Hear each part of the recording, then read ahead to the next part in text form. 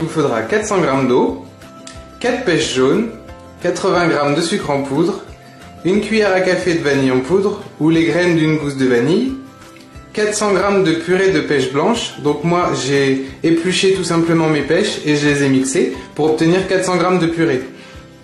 Et 8 g de gélatine, soit 4 feuilles.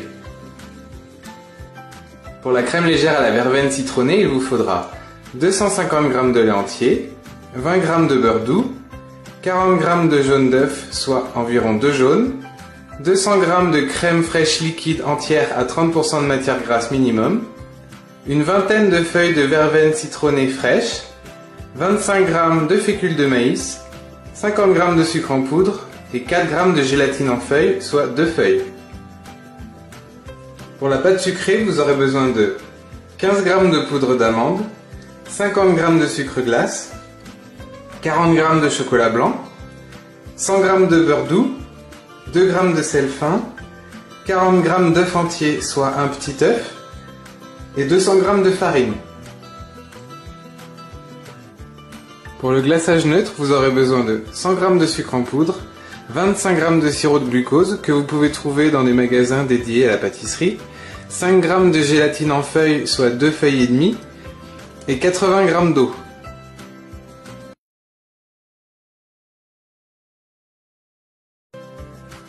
Vous aurez besoin d'une planche qui peut aller au congélateur, donc moi j'ai choisi une planche à découper, d'une douille cannelée, d'une poche à douille jetable, d'un verre mesureur, d'un mixeur plongeant, de 2 cercles à tarte, un de 20 cm de diamètre et l'autre de 24 cm de diamètre, une grille de four, un plateau, un tapis en silicone, de film alimentaire, d'un rouleau à pâtisserie, d'une palette, d'un saladier, d'une casserole, d'un fouet, d'une spatule et d'une passoire.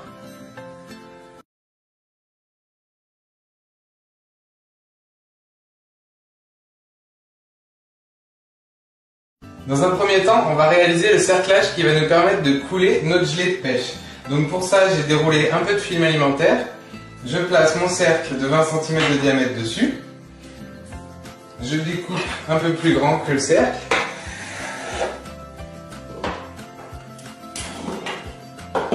Je viens border tout autour de mon cercle, comme ceci. Je vous montre de plus près. Donc voilà comment j'ai bordé autour. Et comme c'est pas lisse, je vais venir l'approcher d'une source de chaleur pour lisser le film alimentaire. Donc approchez-le de la source de chaleur, mais pas trop près, sinon il va y avoir des trous. Et vous serez obligé de recommencer.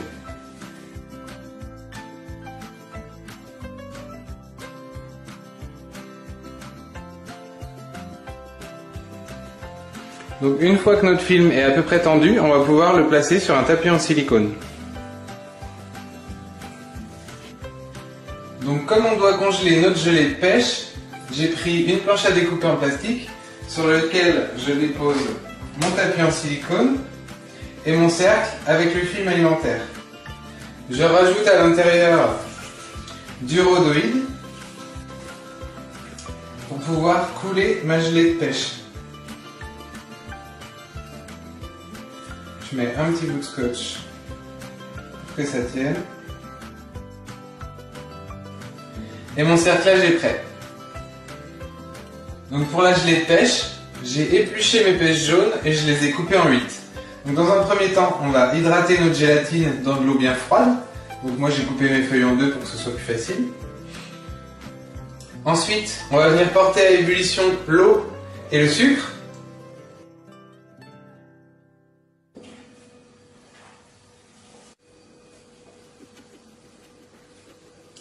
On y ajoute la vanille en poudre ou les graines de la gousse de vanille. Et on porte à ébullition.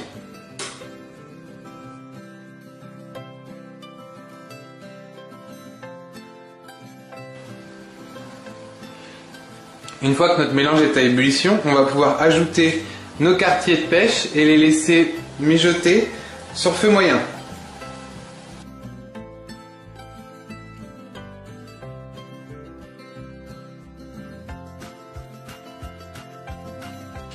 Après 15 minutes de cuisson, on va pouvoir transférer nos pêches dans un autre récipient.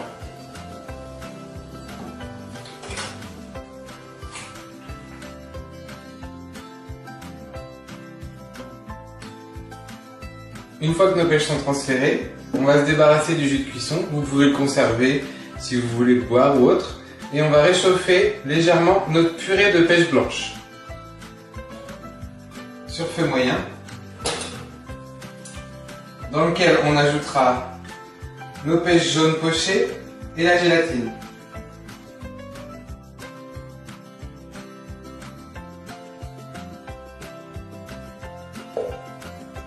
Une fois que notre purée de pêche est chaude, on va pouvoir y ajouter la gélatine qu'on va égoutter.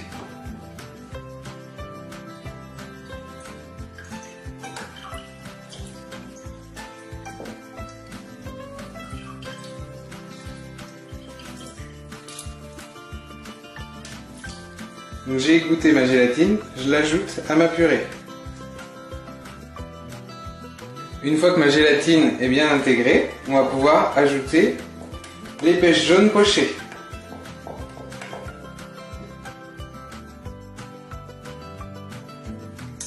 Une fois qu'on a ajouté nos pêches jaunes, on va pouvoir venir couler notre futur gelée dans le cercle qu'on a préparé tout à l'heure. Donc coulez votre gelée dans le cercle.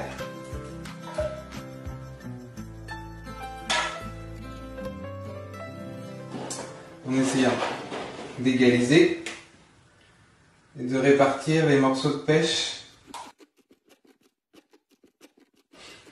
Une fois que vous avez transféré votre gelée de pêche dans le cercle, vous allez pouvoir congeler le tout pendant minimum 2 heures.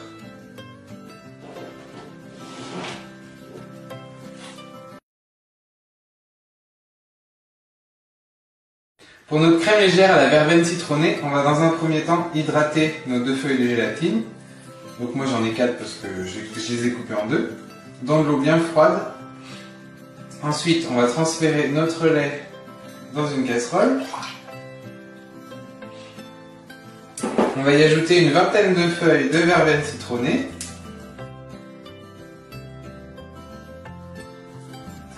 On va porter le tout à ébullition et une fois que ça bout, on va stopper le feu et laisser infuser pendant 15 minutes.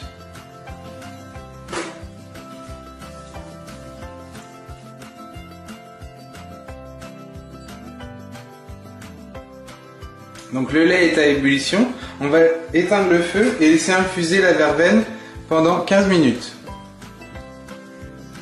Après 15 minutes d'infusion, je viens transférer mon lait dans un verre mesureur assez grand pour accueillir le mixeur plongeant.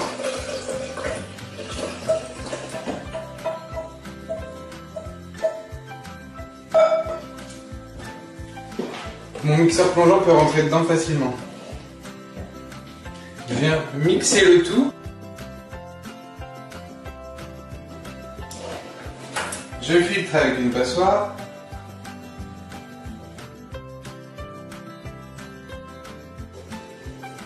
Et je replace sur feu moyen.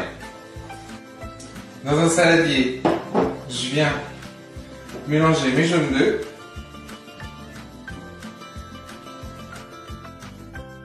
Avec le sucre et je vais blanchir mes jaunes. C'est-à-dire que je vais venir fouetter avec le sucre les jaunes.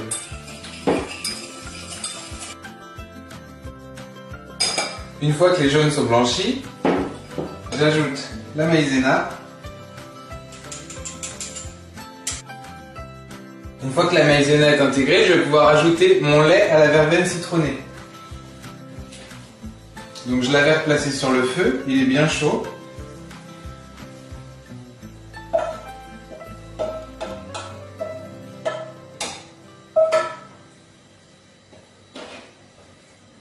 Je délaye le tout et je retransfère tout dans la casserole.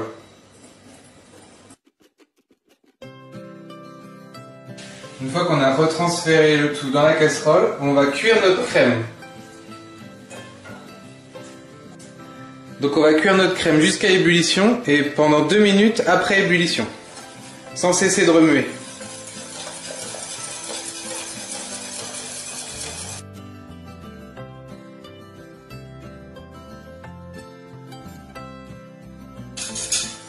Donc notre crème pâtissière à la verveine citronnée est cuite. On va pouvoir ajouter le beurre et la gélatine hors du feu. Donc j'ajoute le beurre.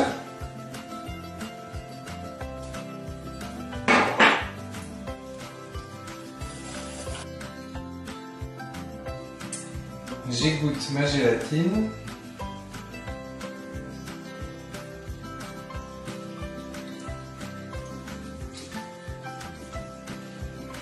Et je l'ajoute également.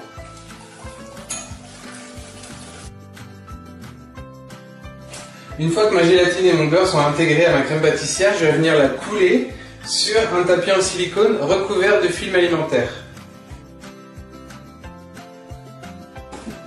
Je recouvre le tout avec le film alimentaire, c'est ce qu'on appelle filmer au contact. Maintenant, je vais la laisser bien refroidir au frigo avant d'y intégrer la crème fraîche que je vais fouetter.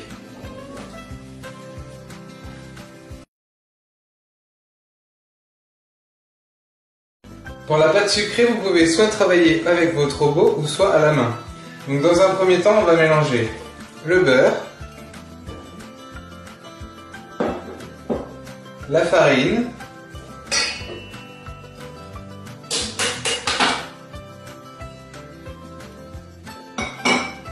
le sucre glace, la poudre d'amande,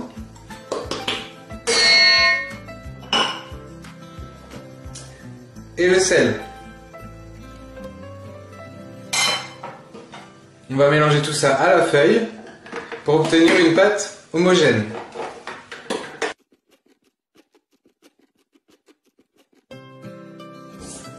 Je me reprends un peu, j'ai dit qu'on obtenait une pâte, mais en fait c'est pas une pâte, c'est un sablage. Donc une fois que ça a un aspect sableux, on va pouvoir ajouter les 40 g d'œufs entiers.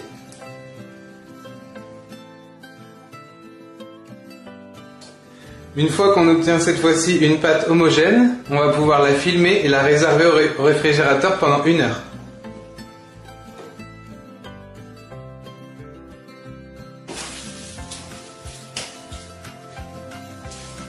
Après 1 heure au frigo, on va pouvoir cuire notre pâte. Donc on va l'étaler sur un tapis en silicone fariné et on va la foncer dans notre cercle de 24 cm de diamètre.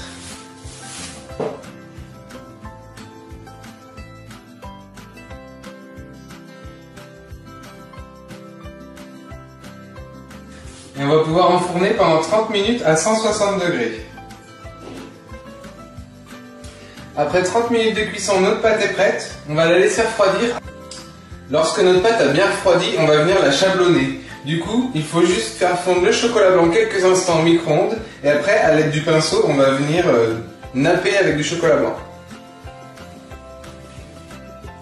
Donc notre chocolat blanc est fondu. On a juste à venir appliquer une couche sur notre fond de tarte.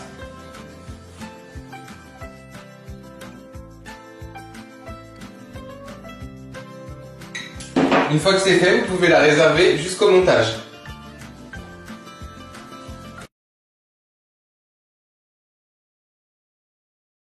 Une fois que notre crème pâtissière a bien refroidi au frigo, on va pouvoir réaliser notre crème légère à la verveine citronnée. Donc on transfère notre crème fraîche dans le batteur.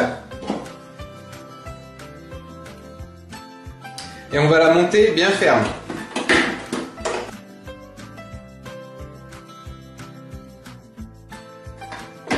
Donc notre crème fouettée a une belle texture, on va pouvoir la transférer dans un saladier. Et on va détendre notre crème pâtissière, c'est-à-dire qu'on va la fouetter. Je viens y ajouter un petit peu de crème montée.